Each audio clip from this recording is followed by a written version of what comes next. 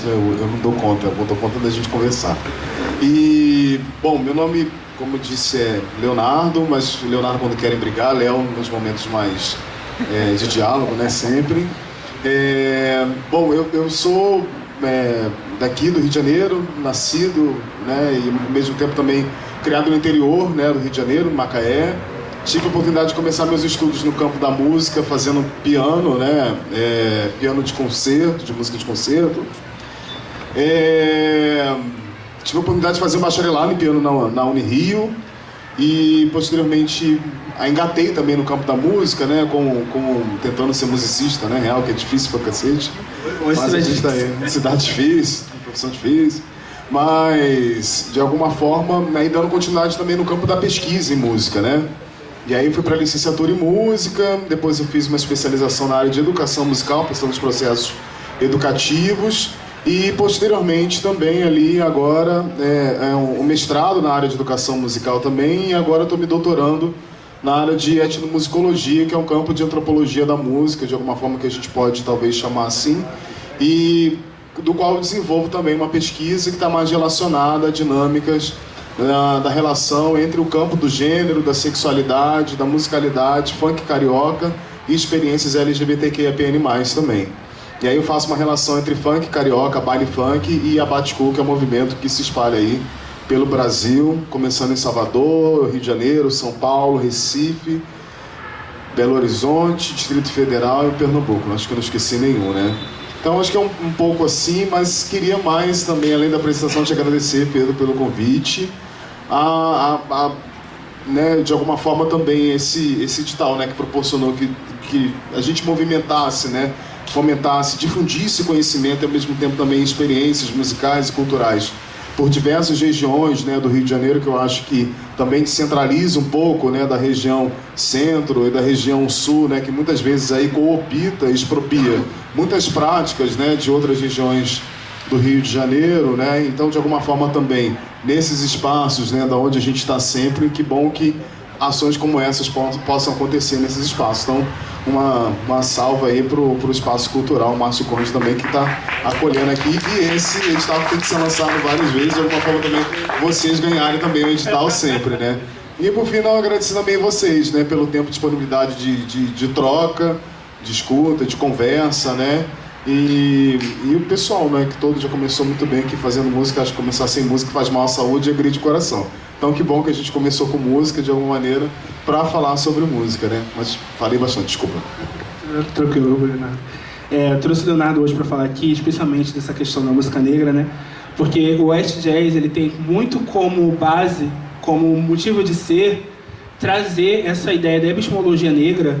E tem um fundamento. Esse fundamento ele vem de lá dos anos 40, dos anos 50, que é lá nos Estados Unidos, quando você começa a ter uma cena de músicos negros, na época, que eles começam a se insurgir contra a comercialização e contra a concentração dos recursos do jazz e da música popular da época na mão de pessoas que não tinham a voz deles, que não tinham a cor da pele deles e que não tinham uma relação direta com o material musical que eles faziam naquela época. Então eles se juntam nessa época, esse pessoal. Existe a lenda, né, que começou lá no Kansas, né, com o Thelonious Monk, com a galera assim, para fazer uma música que fosse diferente do que estava comercial e que fosse tão difícil que quem estava de fora não pudesse copiar. Isso vai chegando a um ponto, né, em que eles, olha, a gente chegou num ponto que está tudo difícil, só que a gente precisa chegar num ponto em que a gente resgate as origens, as raízes do jazz, as raízes da música negra, né?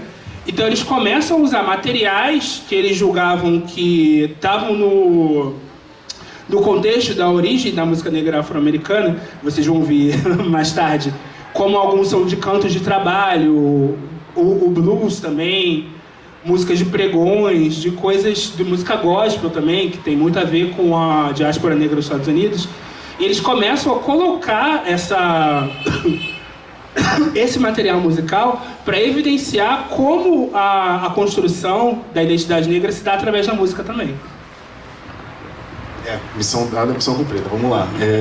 Fiz um emaranhado, né, de alguma forma, de algumas questões que eu acho que são importantes para a gente poder construir, né, uma conversa aqui, e logicamente que é uma conversa que pode ser interrompida. Olha, tem essa ideia aqui também, né, tem esse ponto aqui também, então é para a gente dialogar mesmo, né. Eu acho, Pedro, assim, quando vocês convidam, né, a falar, né, desse movimento, né, pensando as dinâmicas, né, de construções desse afrofuturismo, ao mesmo tempo também uma musicalidade diaspórica para poder pensar a construção, né, das identidades, e ao mesmo tempo em período totalmente nefasto, né, que é a luta pelos direitos civis, principalmente, que a gente não pode esquecer, né, isso eu vou falar aqui um pouquinho, eu acho que espelha muito também com o Brasil, né, então de alguma forma também vou fazer sempre uma fala nesse lugar diaspórico, também de pensar não somente a dinâmica, né, dos Estados Unidos, mas também de pensar essas outras diásporas, principalmente aquela do qual a gente habita também, que é o Brasil, né, que também há continuamente, há sistematicamente, principalmente hoje, no século XXI, qual a gente vive, uma necessidade da gente talvez sair do que os Estados Unidos já habita, que é o esquema da supremacia branca, que está se instaurando e cada vez mais se assumindo com perspectiva majoritária também no Brasil, né? E a gente falando principalmente dessa cidade, Rio de Janeiro, que é linda e bélica ao mesmo tempo. Então, queria pontuar 3 questões antes, assim, né? Que acho que a pesquisa, quando eu falo, né, do campo da pesquisa que eu estou desenvolvendo, né, com o funk carioca, acho que a gente, né, quando a gente pensa em diáspora, a gente se alimenta também nesse lugar, né? Você viu que a gente usa o funk carioca como fonte de inspiração também, né? Achei maravilhoso, porque todo mundo gosta de falar, não, o funk carioca é uma grande merda, não se alimenta de nada, né? Pelo contrário, quando a gente vai observar toda uma circulação, né, dos troncos sonoros, dos troncos epistemológicos que a gente encontra nas culturas bandas, nas culturas quetos, nas culturas regis, todas as alimentações que fazem base de uma estrutura rítmica, de uma estrutura harmônica, de uma estrutura melódica que está aí muito construída dentro de música, dentro dessas experiências sonoras espalhadas por toda essa diáspora principalmente, né? E aí eu queria dizer assim, de alguma forma, que logicamente bebendo a partir, né, do funk carioca, da experiência, eu não sou um especialista em jazz, né, mas sou um grande apreciador do jazz, né, de alguma forma vou falar desse lugar de apreciador e de um campo de pesquisa que se alimenta, né, do fundamento jazz para poder pensar suas estruturas também, né. E aí dizer, né, que não só... E aí eu acho que o campo da etnomusicologia é interessante para a gente poder pensar também, e aí é até interessante também, não só o campo da etnomusicologia, mas o da musicologia também, só para dizer que é uma tretinha bem suportável. É uma contradição, né? bem complicada. Cacete, né? Vamos dizer. Né? Porque, só para quem não está ligado, existe uma treta entre a musicologia e a etnomusicologia, porque a musicologia ela é dita de um campo que estuda o registro historiográfico, os documentos, as partituras, as coisas que estão escritas, né? Já a etnomusicologia, que às vezes cai nesse lugar, ele é mais no domínio da etnografia, que a gente vai, encontra, que a gente ouve e que a gente vive no lugar as coisas que a gente está pesquisando. Achei Pedro, ele é muito fofo, né? Que ele deu uma brilhantada aqui nos 2 campos, mas na confusão toda é uma grande treta, né?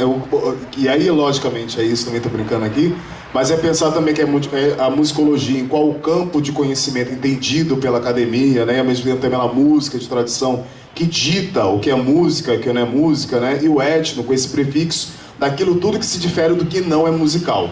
Ou seja, do que é primitivo, né? Em que eu vou dissecar um outro país, uma outra musicalidade, uma outra tradição. Então, de alguma forma... Perspectiva do exotismo, né? Como se colocasse. A gente tem uma universalização, que é a música que está dentro da universidade, tudo que está fora do coisa é o outro, né?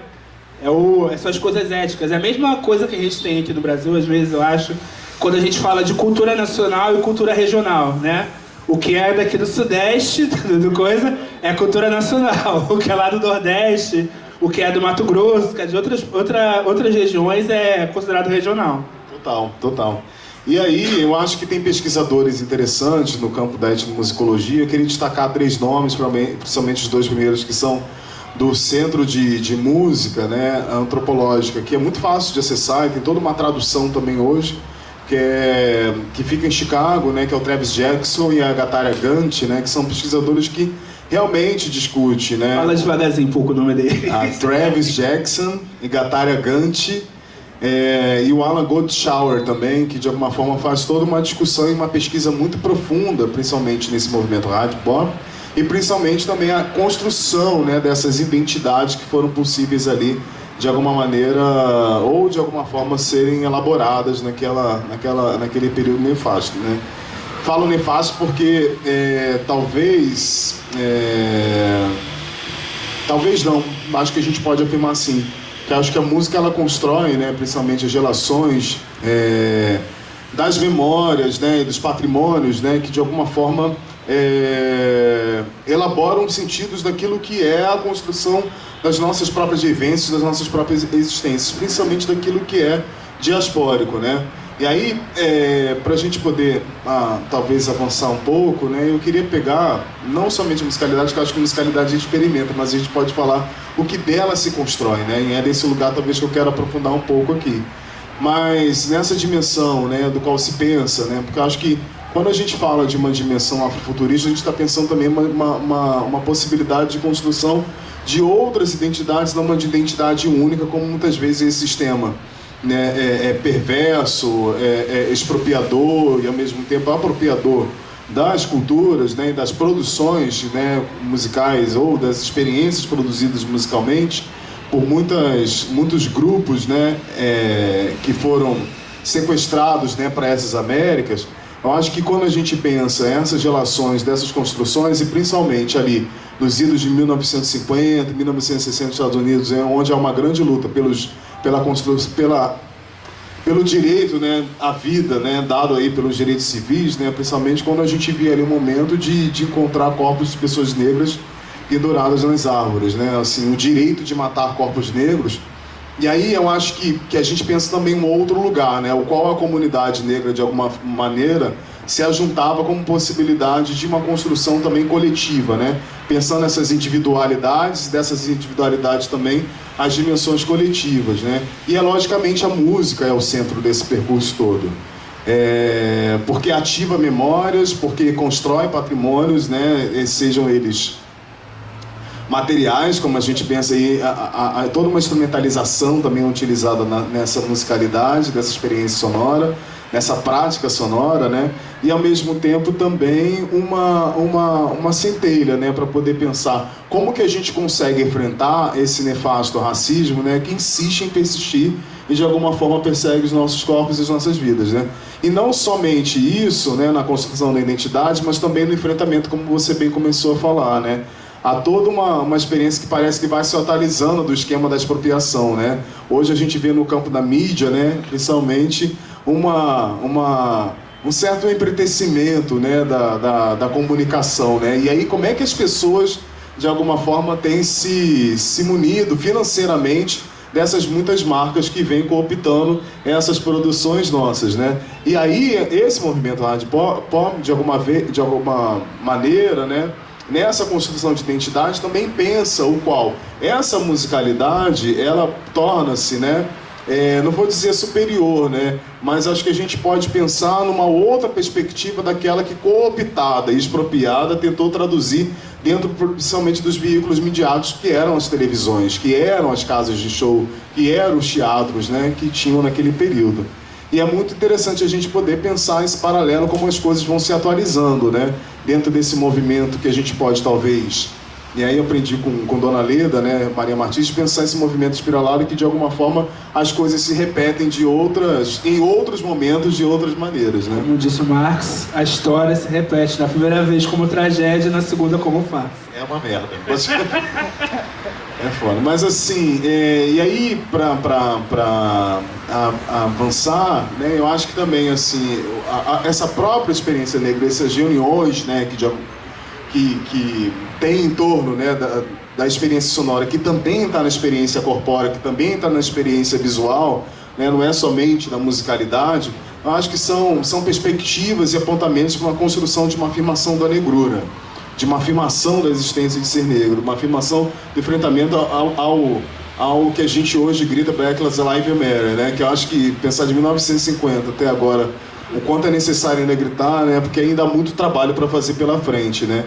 Mas eu acho que a música, de alguma maneira, ela vai construindo esse percurso como eu falei anteriormente, né, nas individualidades, quando a gente pensa a relação de consumo ou ao mesmo tempo também de produção, mas também numa dimensão coletiva, né, de construir essas identidades, não somente também numa concepção única, né, mas uma concepção plural. Desculpa. Você está colocando aí em relação ao hard bop, né? Mais anterior ao hard bop é o bebop, correto? Isso aí. Correto. O bebop já tinha esse intuito de diferenciação, né? E de trazer uma música única que fosse de difícil execução para... Tá dentro disso tudo, desse mesmo contexto que você está falando aí. Tá, só que... Sim, só que, por exemplo, o bebop, ele tem essa coisa de, por exemplo, double time, ou solos... que é isso, da coisa tipo, começa com Charlie Parker, aí vem outra galera por aí.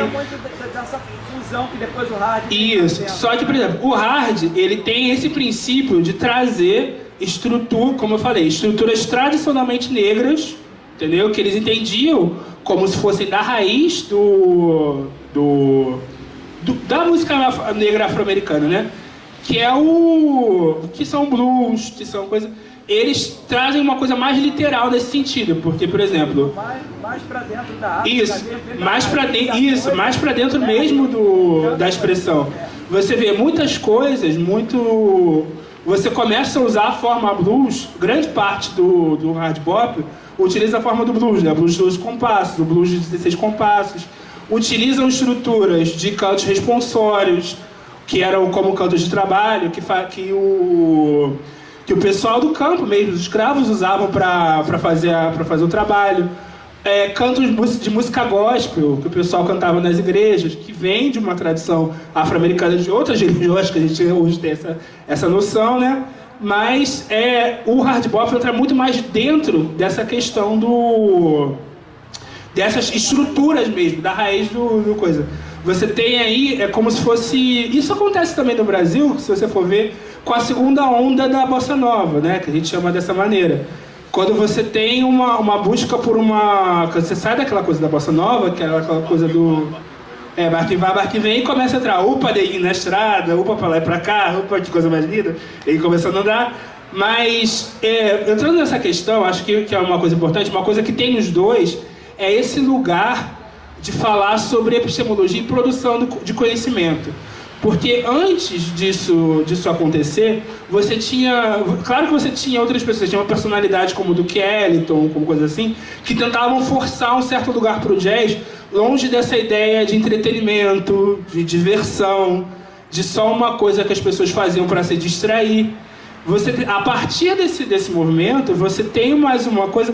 Também é como se for... A gente não pode dizer uma evolução natural, mas um certo desenvolvimento do estilo, que o estilo começa a ser deixado de ser uma coisa para só se dançar, só se estar no lugar ouvindo, e para você é uma coisa de você ouvir ativamente, de você parar, ouvir as estruturas. E esse pessoal que está nessa época, tanto o bebop começa com isso, mas isso você vai ver que vai seguir até o hard bop, até o cool, mais Dave, etc., que vai falar que assim, nossa, a gente está produzindo uma música que é tão boa, que é tão coisa, tem tantos entrelaces, tem tantos elementos quanto a dita música erudita europeia, só que baseada na universalidade da música negra, entendeu? O que eles estão intencionando é colocar a música negra nesse lugar, entendeu? Como uma produção de conhecimento, por isso uma epistemologia negra. Até porque, como você colocou aí, ela colocada em termos de entretenimento, né, cara, assim, isso é uma posição política, né? É uma posição política e de degradação exatamente dessa cultura.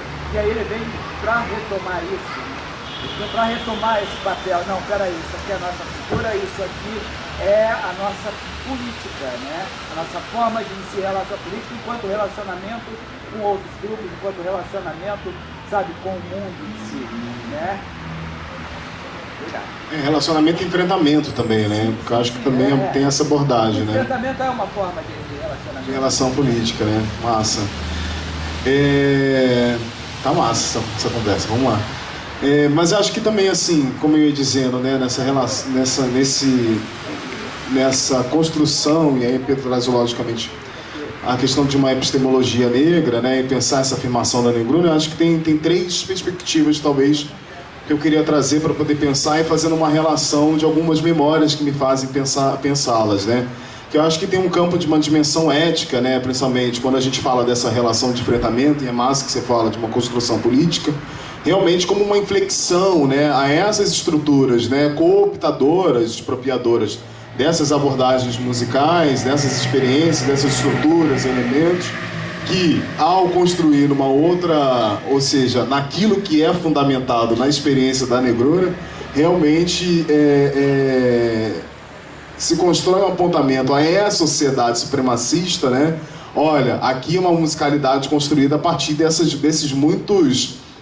afro-sonoridades atlânticas, né? Se a gente pode pensar aqui, de uma experiência também que se alimenta em muitas outras perspectivas rítmicas, né? De perspectivas melódicas e ao mesmo tempo também de perspectivas harmônicas, né? Se a gente pode pensar esse título aí, mas é até num lugar muito mais expandido, né? Que aí constrói, logicamente, uma abordagem ética desse enfrentamento. E, logicamente, né, eu tenho uma cena que eu acho ótima, né, como exemplo, né, que é todo mundo é muito contra a macumba, né, o candomblé, as coisas, né. E tem uma imagem da Érica Malunguinho, num desses carnavais do Rio, né, quando ele retorna, né, 2021... Acho que é 21, se não me engano, né? E aí ela tá com cartaz, né? Amam o nosso carnaval, mas amam nossa música, a nossa cultura, mas não amam a nossa cor. Né? Então eu acho que pensar também esse enfrentamento, né? De como construir uma musicalidade, né? Que tenha suas bases experienciadas nesses troncos, né? Afrossônicos que se constrói, é um enfrentamento ético, né? E que também, né? Desponta uma dimensão estética. Ou seja, há elementos, né, que se diferem, há estruturas que se diferem, há alinhamentos, né, que são construídos que só na experiência negra de ser, né, da vivência negra de ser, que se elabora, né, essa determinada musicalidade. Aí eu estava escutando nesses dias um podcast, né, do Mano Brown com Dom Filó, e ele vai falar muito da construção, principalmente do Baile Black, né, do Rio de Janeiro, né, que era a dimensão estética dessa construção, desse enfrentamento, que se partia também por uma dimensão ética, né. Quem não escutou, super aconselho ouvir Dom Filó, assim, é foda.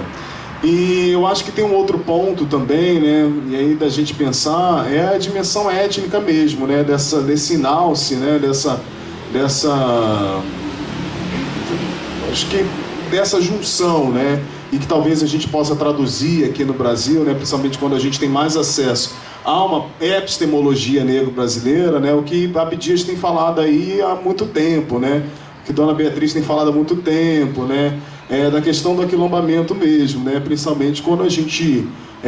quais são essas estruturas, né, que ao nos juntarmos nós podemos descer esses enfrentamentos. E mais uma vez a musicalidade também nessa experiência, né? É a arte, é a produção de cultura e é a produção de conhecimento como uma relação, né, que está aí totalmente apoiada, estruturada sobre uma relação diaspórica do conhecimento e que está também aí introduzida-se uma conectividade afrofuturista, né? Porque é muito interessante quando a gente pensa esses outros... essa relação escravagista, né, acontecida no período, né, do qual as pessoas negras foram sequestradas para o continente americano, e aí o quanto ainda a gente continua a construir, né, pensando nesse ontem, a partir de hoje, para poder hoje tentar dar conta de amanhã, mas resolvendo as questões do hoje, né. E aí nessa relação da musicalidade, a gente pode pensar também o qual foi importante nessa experiência da produção também do Red Bop, principalmente, né? Naquilo que é a construção também dos direitos civis, né?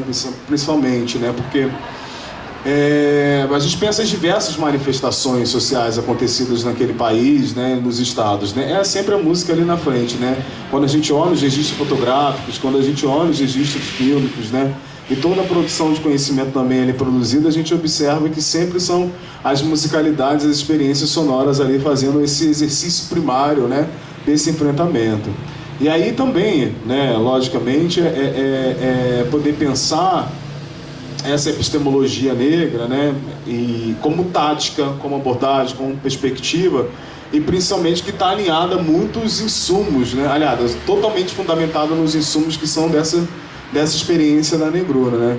E aí tem um livro, né, que talvez me ensinou muito nos últimos anos, que foi da nossa ministra das Mulheres, né, das Relações Étnico-Raciais, que é a Nilma Lino Gomes, que ela vai fazer toda uma discussão sobre epistemologias negras produzidas dentro daquilo que é o próprio movimento negro unificado, né? Que talvez hoje a gente, a partir de uma escolha desse movimento unificado no Brasil, é importante falar, que tem a educação como primeira abordagem, né, de produção de conhecimento e de formação no conhecimento da negrura, a gente observa que é a partir dos muitos grupos, dos coletivos, né, desse Brasil e conectado a outras diásporas que têm pensado quais são essas táticas, quais são essas abordagens, ao mesmo tempo também essas perspectivas.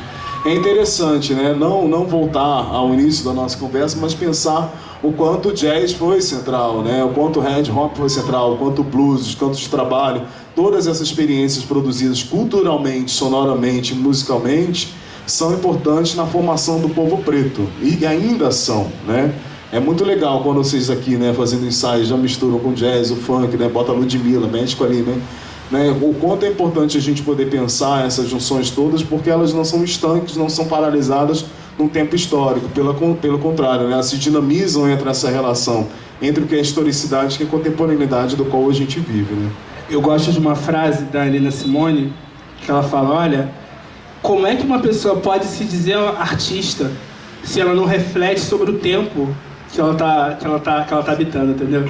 Eu acho que uma das capacidades maiores do jazz é a capacidade dele de comentar o que está acontecendo. Porque foi isso que ele fez na época dele, tipo assim, ele viu o que estava acontecendo, ele disse, olha, a gente precisa fazer um comentário sobre música preta, coisa aqui, porque a gente está tentando valorizar isso. Eu acho que chegar e pegar esses materiais para fazer é exatamente esse exercício de comentar o que está na atualidade, comentar sobre a estrutura do subúrbio, né? Que é o lugar que a gente está vendo, o lugar de onde a gente vem e o lugar que a gente quer mudar também, o lugar onde a gente quer atuar. Total. Você fez uma colocação da questão, voltando lá naquela questão da música enquanto entretenimento, e até hoje, se a gente for pegar a nossa indústria cultural, a base, né, dessa cultura musical Brasil e Estados Unidos, eu não posso dizer muito da Europa, né? Mas Brasil e Estados Unidos você tem aí uma base negra, até mesmo dentro da cultura pop, né? Que é a maior expressão da cultura de massa, tá? E ainda forçando essa coisa de tirar do contexto e expropriar, né? Primeiro o que é seu e tirar do contexto político isso, né? Se você pegar hoje os grandes artistas, eles têm ainda muitos brancos dentro da música negra, trazendo material apenas de entretenimento.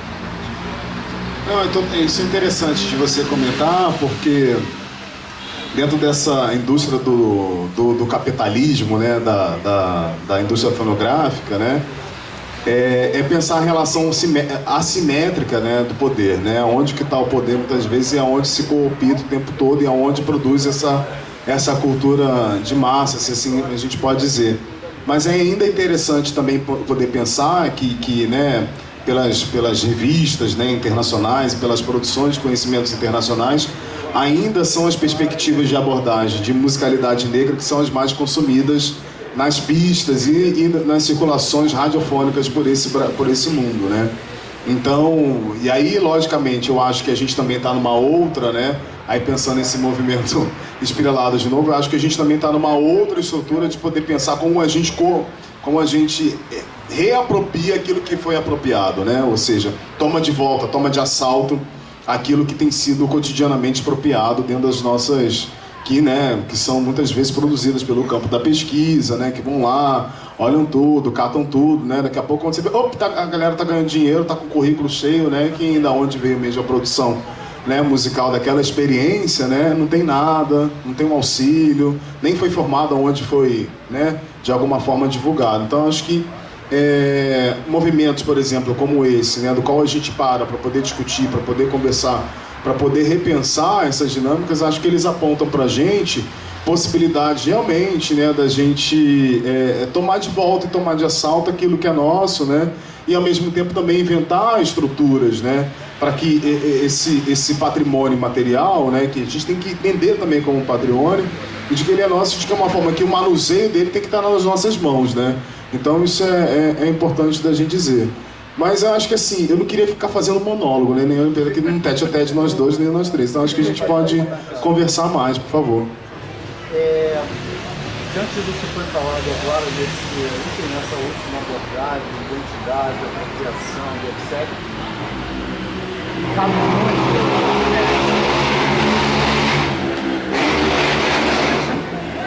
cabe muito pensar nessa coisa identitária entre a posição do negro produzindo jazz nos Estados Unidos numa determinada concepção e você ter toda uma história do samba exatamente como um diálogo quase que concreto dessa mesma música, né? E quando a gente pensa numa música instrumental, quando você vai ver, por exemplo, quando o Cartola compõe, por exemplo, umas passagens, eu não sou músico, mas me parece coisas tão bem construídas e com relato, e vai para além disso, porque é exatamente a construção de uma crônica de luta, né, de produção enorme e uma crônica de um tempo sempre marcado.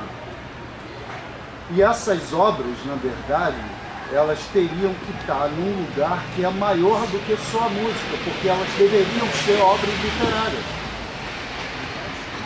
Cada música dessa, quando a construção de uma letra, de uma pessoa que traduz, sabe, o teu território, sem grandes intervenções da academia, né, que é a tua vivência, é o que você relata, essa condução e essa construção é uma coisa...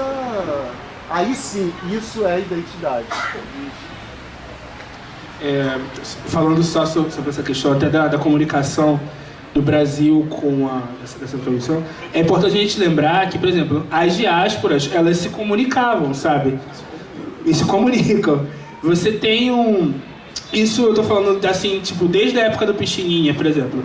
Você tinha uma coisa que o pessoal chamava de um triângulo, que você tinha entre aqui o Rio de Janeiro, New Orleans e Paris na época, porque você tinha, o pessoal dialogava já nessa época, e você já, por exemplo, o próprio Pixinguinha, como você está falando, na época que ele lançou, por exemplo, Carinhoso, ele foi duramente criticado, na época que ele faz, porque julgaram que aquela música teve influência do jazz.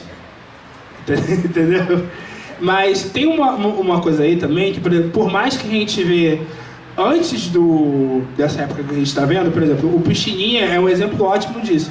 Porque ele era uma pessoa que era considerada como uma pessoa um entertainer, né? um entretedor, uma pessoa que fazia performance, só que ele tinha um trabalho muito sério, muito coisa de uma construção musical, que trabalhou com vários sambistas, com várias coisas como arranjador, como coisa, que tinha uma afirmação intelectual sim ali, entendeu? Tanto é que quando ele vai para Paris, ele volta, ele compõe uma série de duos, que é o Benedito Lacerda, que no início foram creditados, essa pessoa que era o Benedito Lacerda, que era um cara, não por acaso, branco, flautista que tocava na época, que foram creditados para ele, mas ele só consegue lançar essa série de duos porque ele acredita essa pessoa, só consegue financiamento por causa disso, mas que já tinha dentro de si uma coisa desse diálogo, uma coisa dessa identidade que você está falando. Mas eu acho que tem uma coisa que a gente está chegando meio para ver, que é como a indústria cultural, não só no lugar de intencionalidade, mas no lugar econômico mesmo, ela tem essa tendência a tirar a originalidade, a tirar a cultura das mãos da pessoa, tirar o lucro. Porque, se a gente for ver, e acho que a escola de Frankfurt fala bem sobre isso, tipo, o Adorno, o Walter Benjamin vão falar legal sobre essa questão, de como a lucratividade da indústria cultural está nessa perda de originalidade, porque você precisa de um mecanismo de linha de produção que matematicamente é mais eficiente do que a produção artesanal, para você conseguir um lucro exponencial em cima de um material. É o compasso 4x4, Pois é. né? A forma quadrada de fazer música, de repete o refrão 4 vezes, essas coisas todas. Isso aí está tudo dentro dessa cultura, né? Dessa cultura de massa. Né? Dessa forma fácil de enlatar a música e empurrar. E ele estava falando do funk, o funk se perde muito aí. Mas se você pega, por exemplo, o gringo, o funk que veio de lá, né, pelo Miami Beach, né, e tal, e chega aqui, a gente dá toda uma roupagem carioca a ele, misturando. Cara, eu lembro quando misturavam isso com música de festa junina, né, cara? E música de festa junina já é um negócio muito específico ali, né, que não é o baião, não é o forró, né? É música de festa junina, tem o seu próprio andamento, tem as suas próprias características. E o carioca pega aquilo, mistura com o Miami Beach e tira uma coisa única. O problema é que massifica, torna-se vulgar, né? E perde-se o contexto, né? A partir daí. Mas é de uma riqueza rítmica, tá? O funk carioca é de uma riqueza rítmica e tímbrica também, né? Tem a questão do timbre, a exploração de timbres. Hoje em dia, então, esses 150 BPM. Muito bom. Eu acho massa, assim, principalmente, eu queria voltar no que você fala e talvez conectando também no que você traz. Eu acho que Pedro também trouxe brilhantemente um apontamento, mas acho que só, né, colocando mais caldo ou mais sal para a gente poder pensar, o quanto também, né, essa expropriação, né, toda, essa produção em massa, ela só é capaz de acontecer porque também há uma expropriação, né? E aí hoje esse mercado, principalmente dessa produção, né, do qual a gente está criticando aqui agora, ela está se tornando falida, porque eu acho que há um movimento de reapropriação, principalmente, né? Quando, né, você fala do lugar da canção, né, de entender isso como um lugar, acho que eu falei isso aqui várias vezes, né, de entender como patrimônio. Eu acho que as comunidades, tenho certeza e afirmo que as comunidades negras, elas compreendem sim como patrimônio, né? Eu me lembro, moleque, né, no quintal da minha avó, parar, meu avô explicar porquê de cartola, porquê de pixinguinha, porque eu me lembro, assim, tinha 5, 6, 7, 10 anos, né? Talvez daí até meu desejo, né, de pensar. Que a gente precisa manter, né, de dizer o porquê. Total, né, e assim, e aí é importante da gente poder pensar nesses vários quintais, essas várias casas, vários apartamentos, de Brasil afora, qual o lugar tá a experiência da musicalidade negra. Ela é o centro, né, do elan, né, talvez da continuidade diaspórica no mundo, né, e da circulação diaspórica no mundo, né. E aí é importante também da gente poder pensar até de um lugar que essa indústria também produz pra gente uma certa moralidade, né, e é importante discutir isso também, né.